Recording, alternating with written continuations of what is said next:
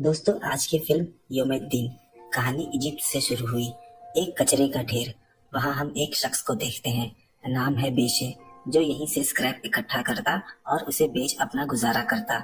हम देखते हैं वो लेप्रोसी बीमारी से ग्रसित है, छूत की एक गंभीर बीमारी जिसका त्वचा आदि पर असर होता है और शरीर के कुछ अंग गलकर गिर जाते हैं, जिसे हम कुष्ठ रोग और कोढ़ भी कहते हैं। पर सही इलाज मिलने से अब वो इससे पूरी तरह रिकवर कर चुका है, लेकिन उसके चेहरे और हाथों पर इसका असर साफ दिखाई देता है। एक पत्थर में लोहे की रॉड फंसी थी। उस पत्थर को तोड़ते वक्त उसका एक पैर जख्मी हो गया। उसके पास एक गधा गाड़ी भी है, जिससे वो अपने स्क्रैप को यहाँ से वहां ले जाकर बेचता।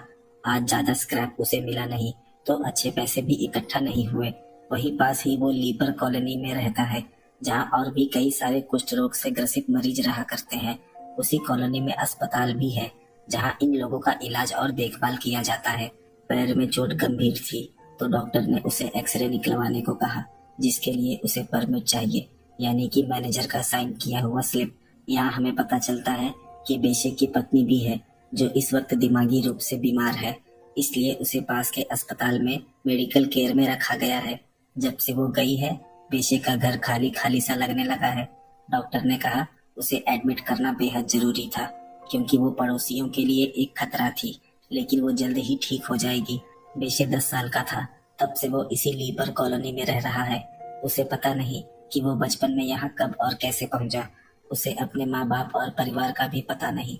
वो अपने गधे पर सवार होकर अपनी पत्नी से मिलने जाने लगा।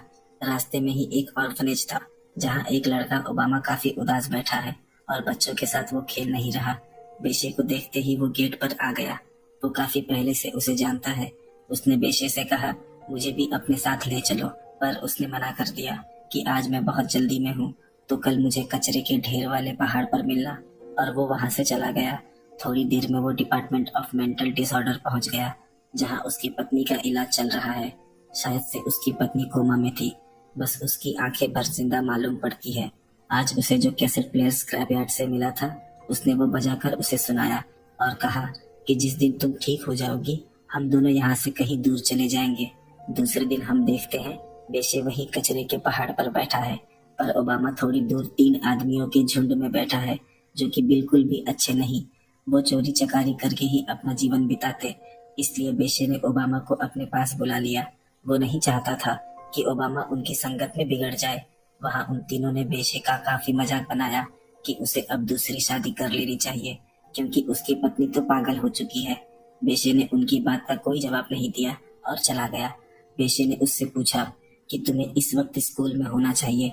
ओबामा ने बताया, लेकिन स्कूल आज बंद है। तभी वहाँ एक शख्स आया, उसका नाम बॉम्बा है।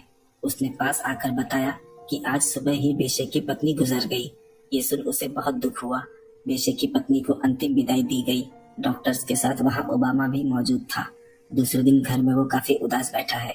वहाँ ओबामा आ गया। वो अक्सर स्कूल की छुट्टी कर लेता, सिर्फ बेशे के साथ वक्त बिताने के लिए, पर बेशे को ये बिल्कुल अच्छा नहीं लगता। तभी वहाँ लीपर कॉलोनी में एक बुजुर्ग महिला कार से उतरी। वो बेशे के पास आई। वो महिला कोई और नहीं, उसकी पत्नी इरने की माँ थी, जो उसके मरने के बाद आई। पर बेशे को इसकी जरा भी जानकारी नहीं थी कि उसकी पत्नी का परिवार भी है। उसे लगा था वो भी बेशे की तरह बिल्कुल अकेली है। उसने पूछा कि तुम्हें कैसे पता चला कि इरने मर गई। उस महिला ने बताया कि कॉलोनी एडमिनिस्ट्रेशन ने उसे पत्र लिखकर इसकी जानकारी दी, पर बेशे को यकीन नहीं होता। वो एडमिनिस्ट्रेशन ऑफिस गुस्से से गया।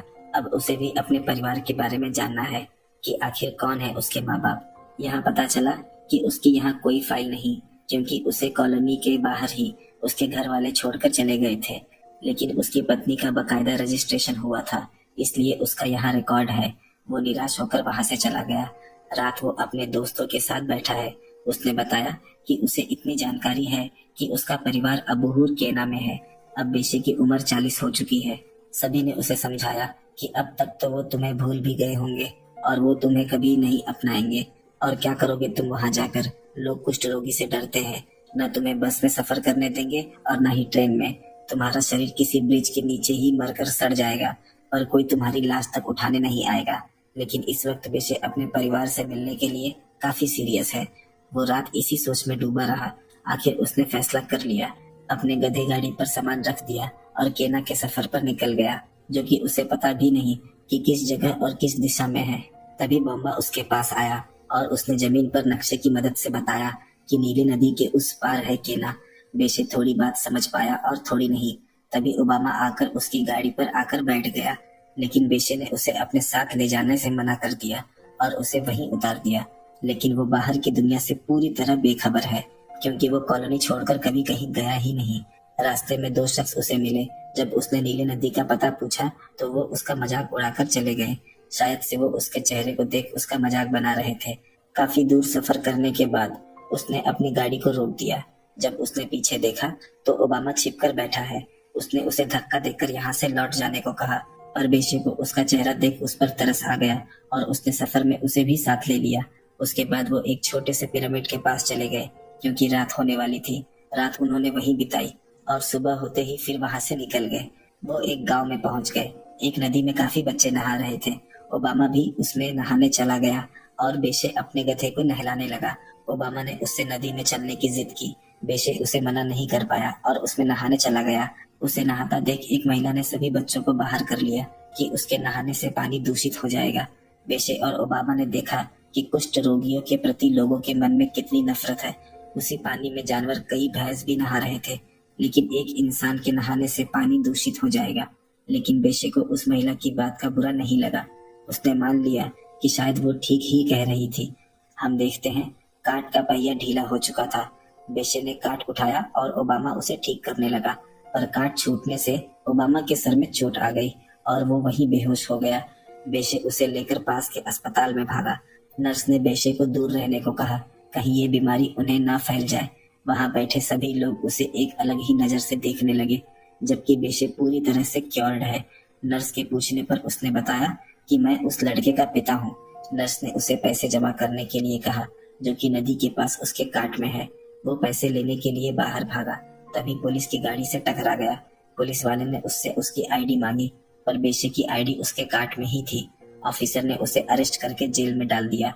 बेशे कहता रहा कि उसे अस्पताल में पैसे जमा करने हैं, पर उस ऑफिसर ने नहीं सुनी। उस जेल में एक और शख्स था। उसने बेशे को देखा तो डर गया, कहीं ये बीमारी उसे न लग जाए। बेशे ने कहा, तुम यहाँ मेरा रूप देख डर गए, पर तुमने कितने गिनौने अपराध किए होंगे जो तुम यहाँ हो। हम देखते हैं दोनों को एक ही हथकड़ी में लॉक करके पुलिस नीचे के सेल में ले जाने लगी। तभी वो शख्स और बेशे वहां से भाग गए।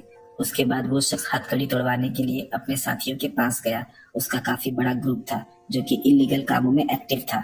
बेशे आजाद हो गया। उसके बाद वो बाहर ओबामा से मिला। दोनों एक दूसरे को देख काफी भावुक हो गए और एक दूसरे से लिपट गए। वहां ओबामा ने माफी भी मांगी कि सब उसकी वजह से हुआ। न तो वो बेशे को नदी में उतरने के लिए फोर्स करता और न ये सब उपद्रव होता। पर बेशे उससे बहुत नाराज मालूम पड़ता है, क्योंकि इसमें उसके सारे पैसे खर्च हो गए। रात उसने ओबामा से पूछा कि क्या हमें कॉलोनी फिर से लौट जाना चाहिए, क्योंकि यहाँ कोई उम्मीद नहीं दिखाई देती। पर ओबामा अब वापस उस जगह लौटकर नहीं जाना चाहता। रात हम देखते हैं बेशे को याद आने लगा, जब वो 10 साल का था तो उसके पिता उसे यहाँ छोड़ गए और कहा कि वो एक दिन उसे लेने जरूर वापस आएंगे। सुबह ओबामा ने उसे एक टोपी दी, जिसके सामने एक जालीदार कपड़ा लगा दिया, जिससे बेशे का चेहरा लोगों को दिखाई नहीं देगा और लोग उससे डरेंगे भी नहीं। रास्ते में उन्हें एक शख्स मिला। उसने कहा, मुझे भी अपने साथ ले चलो, मुझे अपना पंप ठीक करवाना है। वो और उसका बेटा दोनों कार्ट पर सवार हो गए। सभी नीले नदी पर पहुंच गए, जहां से फेरी उन्हें नदी पर ले जाएगी। लेकिन बेशे और ओबामा के पास पैसे नहीं, तो उस शख्स ने दोनों के टिकट के पैसे भी दिए। नदी पर होने के बाद शाम हो गई। वहाँ एक छोटा सा घर था। रात वो सभी आराम करने के लिए रुक गए। देर रात किसी आवाज से बेशे की नींद खुली। उसने खिड़की से देखा, वो शख्स और उसका बेटा गधे और उसकी गाड़ी को धक्का दे रहे। बेशे को पता चला कि वो एक चोर के साथ सफर पर था। बेशे के चिल्लाने पर दोनों वहां से भाग गए और उसका गधा गाड़ी चोरी होने से बच गया। उन्होंने सुबह का इंतजार न करते हुए रात ही वहां से निकल गए। वो एक रेगिस्तान इलाके में पहुंच गए। सामने से ट्रेन गुजरने वाली थी। उन्हें उसमें सवार होना था, पर उन्होंने देखा कि गधा थक चुका है और वो इस गाड़ी को और नहीं खींच सकता। इसलिए उन्होंने उस कार्ट को उससे अलग करके वहीं छोड़ दिया और गधे को अपने साथ लेकर आगे बढ़ गए। गधे की हालत गंभीर थी, क्योंकि उसने 3 दिनों से कुछ खाया नहीं और लगातार सफर कर रहा है। तभी वहाँ ट्रेन आ गई। उन्होंने गधे को जानवरों के डिब्बे में डाल दिया और खुद पैसेंजर वाले डिब्बे में बिना टिकट के चढ़ गए। कुछ देर बाद वहाँ टिकट चेकर आ गया। उसके टिकट मांगने पर बेशे ने कहा न तो उसके पास टिकट है और न ही पैसे। उसने कहा इसी वक्त दोनों नीचे उतर जाओ और उसने बेशे को धक्का दे दिया। उसी हाथापाई में बेशे की टोपी निकल गई और सभी ने देखा कि वो एक कुष्ठ रोगी है, तो सभी उसके विरोधी में आ गए। इतनी नफरत और हिंसा देख बेशे पूरी तरह से टूट गया और वो चिल्लाया कि वो भी उन सब की तरह एक इंसान ही है। आखिर उन दोनों को ट्रेन से उतार दिया गया। चलते चलते रात वो एक जगह आकर सो गए। सुबह जब बेशे की नींद खुली तो वो जोर जोर से रोने लगा, क्योंकि उसका प्यारा गधा अब नहीं रहा। उसकी मौत हो चुकी थी। उन्होंने मिलकर उसे वहीं दफन कर दिया। उन्होंने शहर जाने वाली एक गाड़ी से लिफ्ट मांगी। उसने उन्हें बिठा लिया और दोनों शहर में उतर गए। वहाँ एक दुकान वाले से पूछने पर पता चला कि वो केना में नहीं बल्कि सोहत पहुँच गए हैं। ओबामा की तबीयत काफी खराब थी। पैदल लंबा सफर और उनके पास खाने को भी कुछ नहीं। बेशे ने उस दुकान वाले से कुछ खाने को मांगा, पर उसने देने से मना कर दिया। वो दोनों एक सड़क के किनारे बैठ गए। बेशे को कुछ समझ नहीं आ रहा। वो वहीं गुजरने वाले लोगों से पैसे मांगने लगा ताकि कुछ खाने का इंतजाम किया जा सके। तभी वहाँ एक शख्स आया जिसके दोनों पैर नहीं, जो सड़क के उस पार भीख मांगता है। उसने कहा ये मेरा इलाका है, तुम यहाँ इस तरह से भीख नहीं मांग सकते। बेशे ने उसे समझाया कि मैं भीख नहीं मांग रहा, बस इस बच्चे की तबीयत ठीक नहीं है। पर उस आदमी के कहने पर दोनों वहाँ से चले गए। लेकिन उस भिखारी को उन पर दया आ गई और वो अपनी स्कूटी से उन्हें लेने आया। कहा मेरे साथ चलो, तुम्हें यहाँ इस बीमार बच्चे के साथ नहीं छोड़ सकता। दोनों उसके साथ चले गए। हम देखते हैं वो उन्हें अपने दोस्तों के पास ले गया जो उसकी तरह ही भीख मांगा करते हैं। वहाँ उन्होंने उसकी अच्छे से खातिरदारी की। उन्होंने उसकी टोपी का पर्दा हटाया उसका चेहरा देखने के लिए, पर उनमें से कोई उसका चेहरा देख डरा नहीं। यहाँ तक कि उन्हें कोई घिन्न भी उससे नहीं आई। बकायदा उसके चेहरे को हाथ लगाकर भी देखा। उन्होंने उसे महसूस ही नहीं होने दिया कि वो उनसे अलग है। रात बेशे ने सपने में देखा वो एक आईने के सामने खड़ा है, बिल्कुल एक खूबसूरत नौजवान। अगर आज उसे ये बीमारी नहीं लगी होती तो वो बिल्कुल इस तरह ही दिखता। हम देखते हैं अहमद अब उनके केना जाने का इंतजाम कर रहा है। वो उन्हें लेकर एक ट्रांसपोर्ट वाले के पास गया और उनसे मदद मांगी। दोनों को केना ले जाने के लिए वो शख्स मान गया और दोनों ट्रक के पीछे सवार हो गए। हम देखते हैं पूरे सफर में अहमद और उसके दोस्तों ने बेशे का काफी साथ दिया। जाते वक्त कहा अगर वापस आना हुआ तो फिर मिलेंगे। आखिरकार एक लंबे सफर के बाद दोनों अबूहूर केना पहुंच ही गए। अब काम था बेशे के परिवार को तलाश करना, पर न जाने क्यों अब उसका दिल नहीं कर रहा कि वो अपने परिवार से मिले। आखिर ऐसी हालत में उसे कोई क्यों अपनाएगा। वो लीपर कॉलोनी में ही ठीक था। हम देखते हैं ओबामा नाम पूछकर बेशे के घर तक पहुंचा। बेशे उसके साथ नहीं, आखिर वो देखना चाहता था कि उसे लेकर उनकी राय क्या है। बेशे के भाई ने कहा हम इस नाम के किसी शख्स को नहीं जानते। उसने कहा वो तो बचपन में ही मर गया। उसने ओबामा को वहां से भगाकर दरवाजा बंद कर दिया। लेकिन ओबामा ने बेशे को ये बात नहीं बताई। उसने कहा कि आज रात चल के कहीं आराम करते हैं, कल सुबह की पहली ट्रेन से घर वापस चले जाएंगे। वो दोनों रुकने के लिए पास के मॉस्क में चले गए। वहाँ उन्होंने प्रेयर अटेंड किया। उसके बाद ओबामा वहीं बाहर आकर और लड़कों के साथ खेलने लगा। तभी बेशे का भाई वहाँ आ गया। उसने ओबामा को अपने पास बुलाया। उसने उससे सारी बात पूछी। उसके बाद वो उसे बेशे से मिलाने के लिए मॉस्क ले गया, पर बेशे उससे खुद को छिपाने लगा। लेकिन भाई ने कहा उसे छिपने की जरूरत नहीं, वो उसके साथ घर चले। घर पर उसके भाई की पत्नी और बच्चे थे और बेशे के पिता भी, जो अब ब्रेन स्ट्रोक की वजह से ज्यादा हिलडुल और बोल नहीं पाते। बेशे ने अपने पिता से पूछा क्या आप आज भी मुझसे नफरत करते हैं। उन्होंने कहा कि उन्होंने उसकी भलाई के लिए उसे वहां छोड़ा था और वो वापस लौटकर उसे लेने इसलिए नहीं आए क्योंकि यहाँ लोग बेशे का मजाक उड़ाते, उसे जीने नहीं देते। यहाँ वो एक नॉर्मल जिंदगी नहीं जी पाता। बेशे को एहसास हुआ कि किस तरह से सफर में उसे कई लोग मिले जो उसे नफरत की नजर से देख रहे थे, पर वहाँ लीपर कॉलोनी में उसके जैसे ही लोग जो उसे पसंद करते थे, उसे नाम से जानते थे। ये सब कुछ उसने सिर्फ बेशे के लिए किया। उसके पिता काफी भावुक हो गए। उसके आंखों से बहते आंसू इस बात को बयान कर रहे थे। वहाँ बेशे और ओबामा ने परिवार के साथ बैठ एक साथ खाना खाया। आखिर बेशे को एहसास हुआ कि उसकी जिंदगी यहाँ नहीं है। दूसरे दिन सुबह ही दोनों ट्रेन पकड़ अपने घर को वापस लौट गए, जहाँ उनकी असल दुनिया और उनका असली परिवार है। कहानी इसी दृश्य के साथ खत्म हो गई। दोस्तों, अगर कहानी पसंद आई हो तो वीडियो को लाइक, शेयर और चैनल को सब्सक्राइब जरूर कर दें। मिलते हैं अगले वीडियो में एक नए एक्सप्लेनेशन के साथ।